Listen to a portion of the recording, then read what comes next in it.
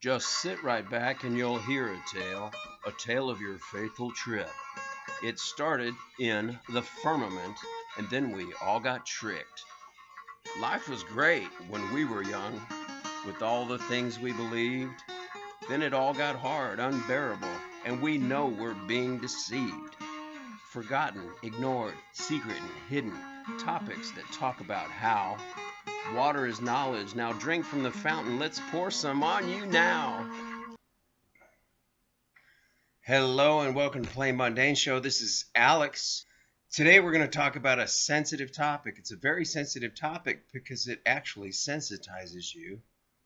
It actually goes into your body and through resonance and vibration literally sensitizes you into thought. You can actually hear waves, you can hear voices, you can hear noises, you can hear sounds. But it's a sensitive topic to me because it actually happened to me. And we're talking about mind control through voice technology, or what they call voice of God technology, or V2K, or voice to skull. There are a lot of names for it. The whistleblower who brought this out, his name is Robert Duncan. And I'm going to read to you part of what he says. This is taken from an article in the Freedom Articles website by Makia Freeman. And she's commenting on actually Robert Duncan. When she says total individual control technology insider, Robert Duncan exposes how you and your DNA are being targeted. Now, what I want to show you really quick is that I was targeted and my son was targeted, but they reached my son, but they did not reach me. We were in the Strand, okay? I'm going to show you something really quick. I'm going to show you pictures of the Strand and then myself and my son so I can prove we were there, we were dressed for it, we were doing it, and what I'm telling you is absolutely true. And I'll even show you the door. All right, now watch. This is the picture of a cruise ship, okay? I think that's Carnival Freedom. No, that's the Crown Princess. Isn't it Carnival Free? Anyway, I saw another name. This is looking at the Strand in Galveston. Down, I believe it's Freedom Street. That building on the left that has the yellow awnings, let me show you something. Do you see that door right there? These awnings were not there. They were taken down. There was no yellow decorations the day I was there. The day this happened, I've been there several days. This door is where the agent of Homeland Security came out to speak to my son. Remember that in the story. All right. Now, this is La King's Candy Shop on the Strand. It's a confectionery. It's very famous. And I would literally sit right on this bench right here and put my guitar case down and just start to play. It was the easiest job in the world. Whenever I wanted cash, I would just go down to the Strand, sit on this bench, and tune my guitar and just start playing things out of my head and having fun. And people would walk by to buy candy and ice cream and just drop money in my bag. So it was a good gig. And then my son wanted to go with me one day. This is what the candy shop looks like on the inside. It's very Victorian, classic, old, hundreds of, over 100 years old Galveston style. This is the French Quarter of Texas, the Strand within Galveston, which is odd because the Strand in Galveston is a very Catholic, Jesuit-oriented community, and it's on a bay and a shore, just like New Orleans. And also in Texas, any topic that you want to talk about that's related with New Orleans completely ties directly to Galveston. So it's a very high IHS community, let's say. This is the picture of the cruise ships that go by that building, that red brick building there. We were on the corner. Now let me show you the picture of, voila, there's my son right there at the end of that street. I just showed you the yellow awnings. Right there is, at the corner of that red brick building, there he is standing there, handsome as hell, just like his dad, carrying his soft bag with his guitar in it. in his hand, happy because he's stoked because he's about to go jam with his dad and play some public music together with me. He's learned how to jam with me my whole life growing up around me. And look at the cruise ship behind him. And then, just to prove that I was there, this is the picture he took of me. I'm standing there too. I think I'm trying to zip my bag or get a pick. That's my guitar. That's my Gibson PR5, PRE5 or PR5E. The one I describe in the description below, where I'm an Amazon affiliate. If you want to buy that guitar and get the strings I like and the picks I like to use, you'll get the sound I like. So I'm just telling you, I was there. My son was there. And literally within 2 minutes after this picture, approximately, is when he got hit with V2K. And I'm going to tell you what happened. So, we were at the Strand. We'd gone down there. He was staying with his mother up in the Dallas area. And then he had decided to come down and stay with me for a while. And I said, sure. Right after that, my father had just died. I'd been working part-time nursing my dad. I was kind of doing bucket list stuff. I went to Chile and I started singing. I started just going out and performing for fun. I had money. I'm not wealthy, but I had some money in the bank, and I just wanted, instead of just running out and looking for a job, I was having fun singing all over the place and learning how to play in public. It was just what I wanted to do. And my son understood that, and he came down to do it also. So we went to the Strand in Galveston, and because I'd been there a few times before already, we went to the candy shop, confectionery, in front of, actually it's right on the corner. If you're looking at this picture, if you back up 1 block to where those white looking cement rails go, that's where the trolley car goes across the street. To your right, around that corner to your right on the first block, that's where the candy shop is, the King. So I would go down there, park, actually where this white car is on the left bottom corner. I parked about there or 2 spaces in front of it, and I would walk across the street to the candy shop and go sing. And that's what I did for, it wasn't forever, it was just a few weeks on and off, until an officer came and tried to arrest me because I had a tip jar. And his name was actually Pope. So the Pope told me to get off the Strand. And I had to leave. So, let's see. Let's go back to the article. Let's talk about what this technology does. Total individual control technology is a nefarious type of EMR, electromagnetic radiation, and V2K, voice to skull, weaponized technology that is being experimented with and deployed against segments of the American population. Now, I want to say something. If you watch this video to the end, I'm going to show you this technology that I've got in my hand. Do you see the black and the red plug there? Here, let me hold them still. I'm going to show you what you can do and how you can obtain this device to stop yourself from being a targeted individual, and how you can precisely stop a voice of God or a V2K weapon from entering and vibrating across the inside of your cranium, and how I did it and gave it to my son. I didn't need it for some reason. They were either targeting him specifically or I was resistant, which I prefer the latter to believe. And I put this on him with electrodes in a peculiar place on his body that blocked literally his skeleton from receiving the frequency range that V2K operates in. And I know this because if you know me and you've watched some of my prior videos, I've worked in neuromodulation with neurosurgeons, implantable generators in the body with anodes and cathodes, and I know how to program electromagnetic fields in bodies. So don't let me get too carried away. Let me tell you the story of what happened first, and then I'm going to read more of this article. Then if you want to tune out, you can tune out, but I want you to hear the story. What happened was we were on this street. We were over here by this. I would literally sit on that bench in front of Le King's and sit down. And as soon as I got there, tune my guitar, change a string if I had to, put my guitar case down in front of that white pillar, and begin to play and then sing. And people, as they walked by, they would walk into this confectionery to go buy candy or to go buy ice cream.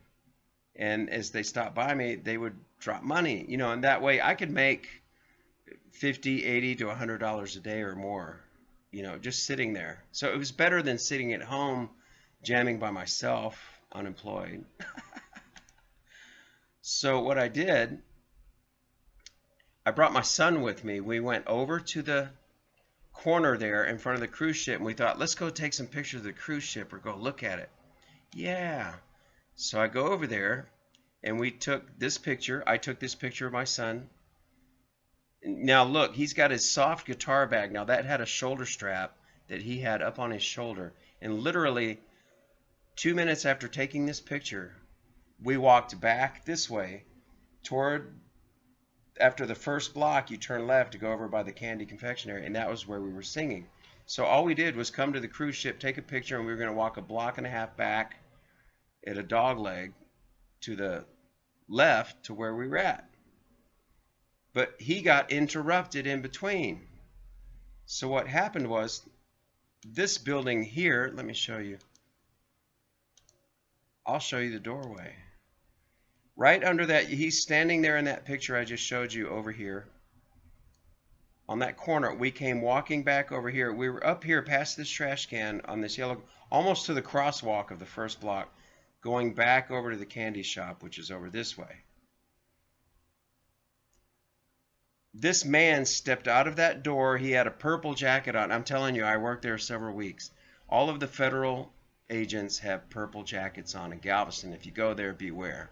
There's trucks driving up and down the Strand that say Homeland Security. This is literally an international border. There could be problems, and there could be fugitives. There could be people coming in and out. They try to hide it so it doesn't look this way, so that as you go as a tourist, you just waltz right out to the cruise ship and you think, let's get on the ship and let's go. And you don't see high intensity security, but it's there, and it's electromagnetic. This doorway literally is where the man came out.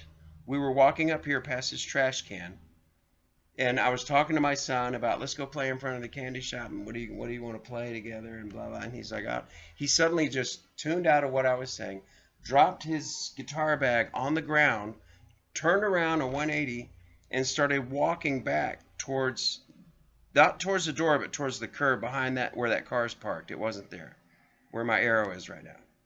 He just kind of started indiscriminately walking towards the street gutter in front of that door. This man popped out in a purple jacket, covered his face, and went over and started talking to my son.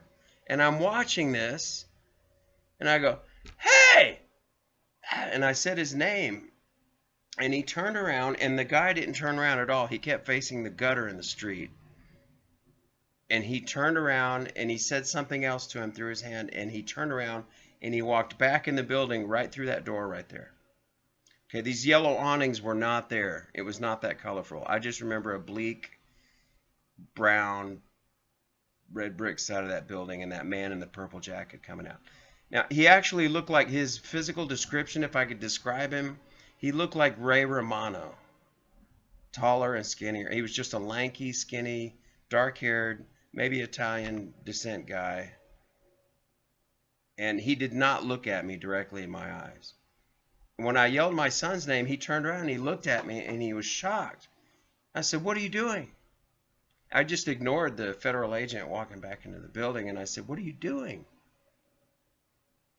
And he didn't answer. He just came walking towards me, and he came right up, and I said, do you know that man?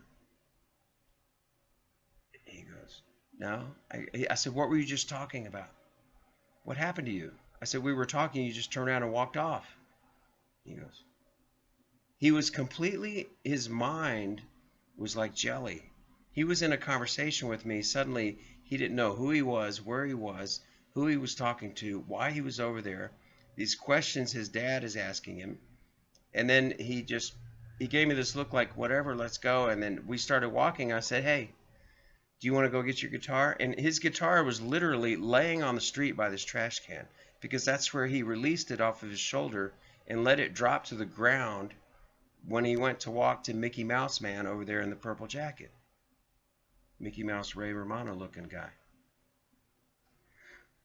So this happened. It's in my memory and I forget about it all the time, but it just blows my mind. But the thing was, when that happened, I had already seen, because I was already into you. This was in the year 2015 and about October, between October and November, September, October.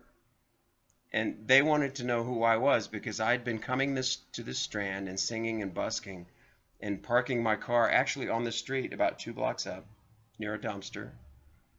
And so when I took my son there one day and we went to the corner of that building, literally to that building actually has a pirate skull drawn on it with skull and bones. It's literally known as the Skull and Bones building. If you could see to the left of this picture, there's a patio at the restaurant, and it's the pirate patio, and it actually literally has the skull and bones on the building, which also creeps me out. So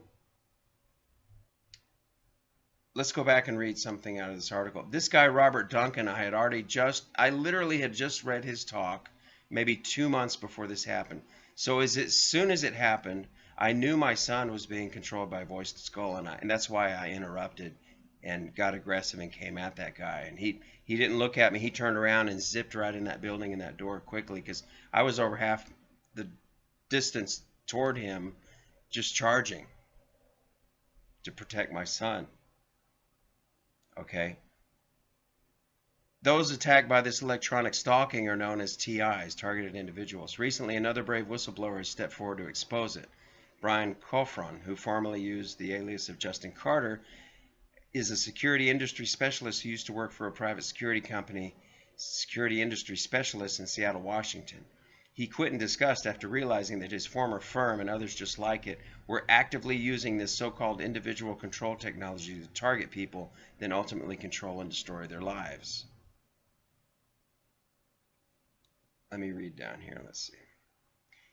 They're targeting specific groups of people, like those who are cognitively inclined, highly intelligent, knowledgeable about advanced technology, or interested in alternative research, conspiracy research. In general, they're either targeting empowered individuals with free minds to stop dissidents and revolutionaries, or those too poor and weak to fight back. And I think I don't fit in either one of those categories with what happened to me and why they targeted me. I'm going to tell you something. My son told me that night. We were back at our home. This is high-level bizarre security shit. We were eating cookies and we're sitting in the kitchen. And I said, "Do you remember today when you just walked away from me and that guy was talking to you and I yelled your name and you came back?" I said, "What did they want?" And he looked right at me and he said, "They want to know why you're not working in your career and what you're doing down here playing music and why you don't return to your career. And they want a sign or a token." Now, myself, as an initiated individual in Mormon church in a temple, I know what a token refers to, which blew my mind. There's no way he would even know what he's talking about. And it also confirmed to me that these people know who I am, why I'm there, who my son is, what we're doing, but at the same time, they want to know why I'm there, and they want to know why I'm not working in my educated profession with my degrees. Telling you, it's freaky. So when I read articles like this, I go, yeah, people can be controlled in their target. I was a target. I don't think I'm a daily target. But what else can I read to you now? I told you the story. Everything else here is boring. Let's read the article. Total individual control technology attacks specific individuals based on DNA resonance. As I've discussed in previous articles on mind control, such as they can't read your thoughts, right? The state of current mind control technology is beyond most people's comprehension and idea of what is possible. Yet we have had enough of the out-of-the-closet whistleblowers and leaked or declassified documents to give us a clear idea of the scary extent to which we can be physically attacked. Whistleblowers such as Robert Duncan, who's the man I saw a couple of months right before that happened, have lectured at length about the capabilities of V2K technology, which is defined as an EM frequency technology that utilizes radio frequency signals to induce sound within the cranial cavity of the target. V2K literally pipes thoughts directly into people's heads without them knowing it. Kofron bases his information on his own experiences as an insider in this field, and also a recent victim of V2K himself. He was attacked once he went public. He claims that he's been assaulted with beta version, which is especially nasty, piping thoughts into his head such as everyone's against you, please be quiet or we're going to kill you, don't work again or we're going to kill you, you're the lab rat now, motherfucker. Kofron claims that the total individual control technology attacks are attempting to turn him against his former work colleagues, friends, and family. Now that's Kofron, not Duncan. Okay, Kofron echoes exactly what Duncan has warned about. Individual specific attacks. Duncan states that every person has a unique resonance signature, and almost exactly in the same words, Kofron states that the DNA of the individual is used to determine the resonant frequency of the DNA itself, and the resonant frequency is then used to fine-tune the technology, to tune it perfectly to the resonant frequency of the target individual's DNA. Okay, I'm not really even interested in this article anymore. I've already figured it out. But what I'm telling you is what I did when I saw Duncan's talk. This is called a twin stem. This is a TENS, a T-E-N-S. You get these from your pain doctor. You're going to have some pain or go to your pain doctor with a chronic pain, like let's say back pain, muscle stiffness. If you have muscle stiffness and cramps, you can get these. But you're going to put these pads on you that connect to the anode and the cathode. I'm going to show you what I have. You take these electrode patches, okay, and what you would do is what I did on my son, okay. I literally took these and I put one of them on one of his collarbones because I figured the collarbone at the distal end is the best way to resonate, vibrate the whole skeleton, okay. So I thought instead of putting them on the head next to the brain, and I connected the wires to the patches, can you see that I just put on the collarbone, and I took the other one and I put it, look, on the other side to the other collarbone. Then I'm just spelling it out here because I don't give up. So what I did, I turned on the twin stem, and I heard Robert Duncan say that the jelly inside of your head basically resonates within a frequency of 40 to 60 hertz. So I broadened that and I said, let's say 40 to 70 or 80 hertz. So I chose a frequency that was higher. Let's say it was above 98 hertz. And I put that on my son with these patches with this unit. I also have more. I wore one too, but mine was not on. The next day we went right back to the same spot to play in front of the candy shop, and he stayed there and he sang and played with me, and nothing weird happened. He didn't go walking off. No one tried to contact him. But then I started to notice after I turned his unit on, they were getting pissed because what I did, I had foiled a government DARPA NSA or some kind of Homeland Security project with high technology, and I had foiled it and blocked it. So they were literally swarming in the streets like if you had disrupted a hornet's nest. I had purple jackets literally all over the place. I was singing and I saw purple jackets walking across the street. I saw some of them come up towards the candy shop bench and turn around and walk away and keep circling. And I had one guy, as my son and I were actually arguing about a guitar strap and where did his go. It was something stupid. And this guy was standing next to the wall on the sidewalk just looking at us. And I actually looked at him and I said, "Is there something I can help you with, Spooky?" And he just went. And he kind of spun around and he hit the wall like I just punched him in the face because I called him Spooky, which is an industry term for a CIA agent or a spy or a federal Homeland Security agent or NSA. You know, they're spooks. And I looked right at him and he was too close to my, he literally, at first he was a building away, you know, at 50 feet, and then he just kind of drifted over, and then he leaned against the wall like he liked the music, and then he stood about 10 feet away, and then he was literally like 8 feet away from us while we were arguing, and I was arguing with my son, and I looked at him, I said, "Is there something I can help you with, Spooky? Is there something I can just answer for you?" And he hit the wall. And he bounced off and rolled off the wall, and he went right back to the pirate building, to that door with the yellow awnings, and he disappeared. I'm telling you, I was watching these people. I was fucking with them and making them pissed because I blocked their technology and they could not get it to work. So buy a TENS, TENS, put the patches on your collarbones, and turn it up above 99 or above hertz. It changes your frequency. You know how we talk about this is a hologram world and how people exist within a certain frequency, and even in this article they're talking about how people have an imprint of a certain frequency. Just go down to the basic tool, wrench. Put a vibrator on your bones with an electromagnetic pulse at a higher frequency than what is V2K. And since I heard the guy Duncan expose what he designed, and he said the gel in your brain is between, was it 60 and 80 hertz? I don't remember. I went to 99 and it worked. They didn't touch my son and they didn't touch me. And if you're a target individual, go to your pain doctor, and for some diagnosis of pain, get yourself a TENS. You can even order them online. You can find them in China. You can get them anywhere. I don't think you actually have to go to the pain doctor to get a TENS, but the unit that I have and another unit that I have, they work. They will block the frequency, and you will not be a targeted individual anymore. And you can block V2K and Voice of God technology. And that is how you do it. So thank you for coming to Plain Mundane Show, and thank you for hearing my story. Completely true. They can't get me. Do it yourself.